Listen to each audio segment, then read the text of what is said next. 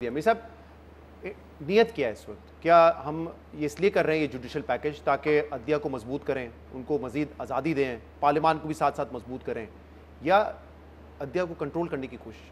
आज जमहूरियत का आलमी दिन है ना। जी जी, मैंने आपको मुबारकबाद भी दिया था साथ।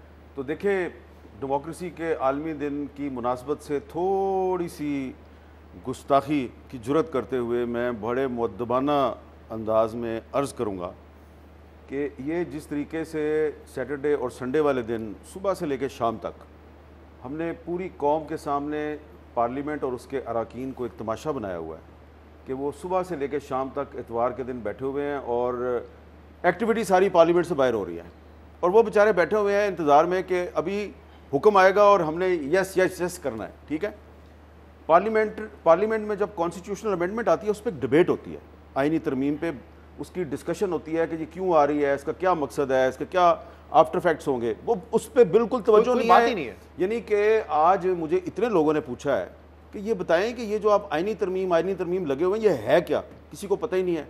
और जिनके पास हुकूमत के वफूद जा रहे हैं उनको भी नहीं बताया जा रहा। यानी मैंने आपको बताया कि जब प्राइम मिनिस्टर ने अख्तर मैंगल को फ़ोन किया तो अख्तर मैंगल ने कहा मुझे मुसवदा तो भेज दें। हाँ। नहीं भेजा उन्होंने मुसवदा। क्यों खुफिया रख रहे हैं सर? अच्छा, ये तो मजबूती के लिए, तो जमहूरियत की मजबूती के लिए कर रहे हैं, तो खुफिया क्यों रख रहे हैं? जो अभी तक तफसीलात सामने आई हैं, हाँ, बड़े ही मैं मुअद्दबाना अंदाज में ये कहूँगा, ऐसा लगता है कि एक साहब हैं, उनको एक नौकरी की ज़रूरत है, उनकी नौकरी की मुद्दत ख़त्म हो रही है, वो बज़ाहिर कह रहे हैं नहीं मुझे तो नहीं नौकरी चाहिए, मैं तो एक्सटेंशन नहीं लेना चाहता, लेकिन ये सारे की सारी एक्टिविटी जो है इसका मकसद क्या नज़र आता है कि उन साहब के लिए एक नई कॉन्स्टिट्यूशनल कोड बना के उनको उसका हेड बना दिया जाए। अच्छा, क्योंकि जो 65 से 68 साल वाली उम्र का मामला था वो तो याज अकबर हमारे जो नुमाइंदे उन्होंने बताया शायद वो तो इस मसवदे में नहीं है। हाँ, तो वो तो फिर चैप्टर क्लोज नहीं हो गया? नहीं, लेकिन बाज़ इतलात के मुताबिक वो है अभी उसमें अनसर्टेनिटी है ना।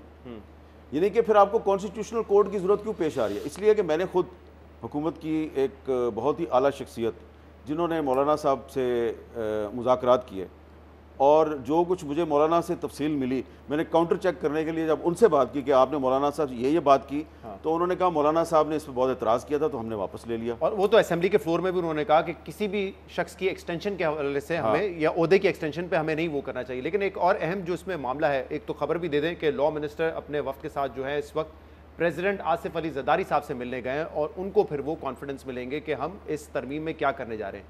लेकिन एक बात जो अब सामने आ रही है वो इसमें है, इस तरमीम में ज़राए के हवाले से, कि 5 जजेस का पैनल होगा, टॉप 5 जजेस, उसमें से किसी एक को चीफ जस्टिस बनाया जाएगा। देखिए ना, यही मैं आपको कह रहा हूं कि ऐसा लग रहा है कि किसी एक बंदे की नौकरी का बंदोबस्त करना है और दूसरे को किसी को चीफ जस्टिस बनने से रोकना है। और इसमें हमें टारगेट नजर आ रहे हैं इस्लामाबाद हाई कोर्ट के जजेस। ठीक है, और वो जजेस आपको टारगेट क्यों नजर आ रहे हैं? क्योंकि उन्होंने एक खत लिखा था और प्रॉब्लम नजर आ रही है। अब इसमें आप देखें कि आप अभी तक तकरीबन 26 अमेंडमेंट्स हो चुकी हैं हमारे कॉन्स्टिट्यूशन में, 26 के करीब हो चुकी हैं। इसमें से जो अक्सर अमेंडमेंट्स हैं जो जुल्फ़िकार अली भुट्टो साहब के ज़माने में भी हुई और बाद में भी होती रही, वो अक्सर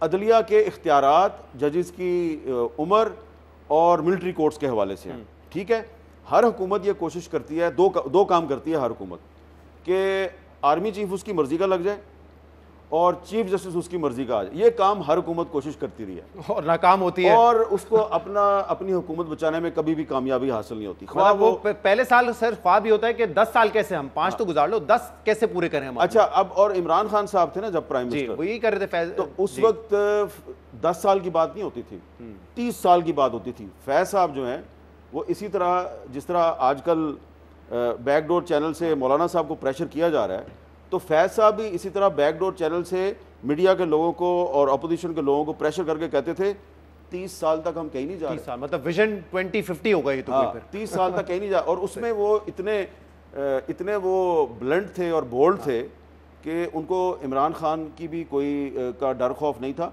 वो कहते थे 10 साल इमरान खान, फिर उसके बाद 5 साल बिलावल, फिर उसके बाद मैं बताऊंगा कौन होगा।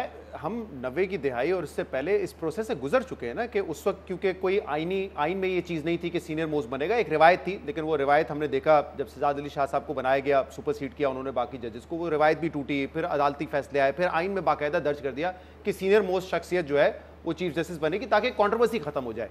जो आज़ादी है अदलिया की वो कॉम्प्रोमाइज़ ना हो। लेकिन अब ऐसा क्या हुआ है 12 सालों में कि हम कह रहे हैं कि नहीं, वो सीनियरिटी प्रिंसिपल गलत था, let's revert back to the previous जो निज़ाम था जिसमें आप किसी को भी बना दें चीफ जस्टिस टॉप 5 में से। क्यों कर रहे हैं? क्या ऐसी एवोल्यूशन हुई है हमारे ये अहम सवाल है, मैं ज़रा इस पर रोशनी डालता हूँ। जो अभी बात हो रही थी ना, ये मीर साहब कह रहे हैं जरा फैज़ साहब के हवाले से, हमने तो यहाँ तक भी सुना हुआ है, बड़े क्रेडिबल लोग बैठे होते थे, जर्नलिस्ट वगैरह दीगर वहाँ पे, वो अपने आप को ये पाकिस्तान का प्यूटन वो समझते थे कि एक वन स्टेज, जैसे उसका केजीबी का बैकग्राउंड है ना, तो उसने वहाँ से केजीबी से आया प्यूटन, और उसने उसके बाद रशिया को वो पावर बनाया, और जो वहाँ पे बोरिस जेल्सन वगैरह सारे लोग थे, गोरबाचोव के जो इश्यूज थे, उसने दोबारा उसको सुपर पावर किया। सो जनरल फैज़ वाज बीइंग अगर टाउटेड एज पाकिस्तानी ये प्यूटन, तो उन्होंने प्यूटन बनना था खान साहब के साथ में, वो लंबी कहानी वो सारा का इल्म, बहरहाल वो अल्लाह की अपनी उनकी स्कीम ऑफ थिंग्स होते खुदा की। अब आते हैं आपके सवाल पे, जो चीज़ हमारा सियासतदान नहीं समझ सका और कभी नहीं समझेगा, बंदा अपना होना चाहिए हर जगह पे, सहाफ़ी अपना हो, कॉलम निगार अपना हो, एंकर अपना हो, जज अपना हो, आर्मी चीफ अपना हो, जर्नल अपना हो, सेनेट चेयर, हर शे अपनी होनी चाहिए। ये जमहूरियत का इनका कंसेप्ट है।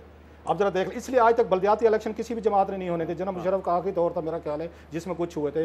ये जो आगे डेमोक्रेट आते हैं, जैसे अभी मीर साहब ने कहा कि डेमोक्रेसी का दिन है, इनसे ये पूछे इतने सालों में कभी आपने यहाँ पे ये करवाए हैं, कोई बल्दियाती इलेक्शन करवाए हैं जो बेसिक आपकी डेमोक्रेसी है? बिकॉज के अगर ये लोग अंदर से इनमें के एक उसको कहते हैं जमहूरियत ही नहीं है ना, इसमें बिलीव करते हैं। इनको थोड़ी सी पावर दे दें सर, थोड़ा सा ऊपर आ जाए, इनसे बड़ा डिक्टेटर, इनसे बड़ा ऑटोक्रेट आपको मिलते ही कोई नहीं। हमने देखा है, मैं क्या डिटेल में जाऊँ, मीडिया ने सफ़र किया, मतलब आपके एस्टेब्लिशमेंट से आप चीज़ें देख लें, आपकी अदलिया ने किया, लोगों ने किया है। अब नवाज शरीफ साहब को चलो यहाँ से शुरू करते हैं, या बेनज़ीर भुट्टो साहब ने उस वक्त ये थे सजाद अली शाह साहब, जब उनकी हुकूमत नवाज शरीफ साहब की तोड़ी गई थी, चीफ जस्टिस नसीम हसन शाह साहब थे, तो एक ही उसमें जज था जिसने अपोज किया था कि हुकूमत को आप बहाल मत करें, सजाद अली शाह। बेनज़ीर भुट्टो साहब ने सोचा ये तो अपना बंदा है, ये तो अपना सिंधी मानू है, उन्होंने उनको चीफ जस्टिस लगाया। फिर क्या किया उसने, उसे उन्हीं बेनज़ीर भुट्टो साहब के फरूक लगा रही हो, जहांगीर इकरामा साहब ने हुकूमत तोड़वाई और उन्होंने उस पर स्टैंप लगाई कि नहीं जनाब, ठीक हुकूमत तोड़ी है। और वही चीफ जस्टिस साहब जिन्होंने आकर 93 में कहा था कि नवाज शरीफ की हुकूमत ये ठीक टूटी है, और बाद में बेनज़ीर भुट्टो साहब का इसमें भी ये बताना जरूरी है कि देखिए, अगर टॉप 5 पैनल में से भी आपने चूज करना है, उसमें हर्ज नहीं है। मैकेनिज्म क्या होगा? क्या एग्जीक्यूटिव के पास वो अथॉरिटी होगी अपॉइंटिंग, या कोई कमेटी होगी जो करेगी? एग्जीक्यूटिव के पास जो है कमेटी में वही कुछ करना है जो हुकूमत चाह रही होती है। ये हमने देखा है, कोई कमेटी में इतने बड़े बात नहीं बैठे, आपने अपनी मर्जी का, आपके पास ऑप्शन था ना कि आर्मी चीफ अपनी मर्जी का लगाए, है ना, आज भी है जी। तो क्या फिर आपकी आर्मी चीफ आपने लगाया, एक्सटेंशनें दी, सब कुछ किया, फिर वो आपके रहे?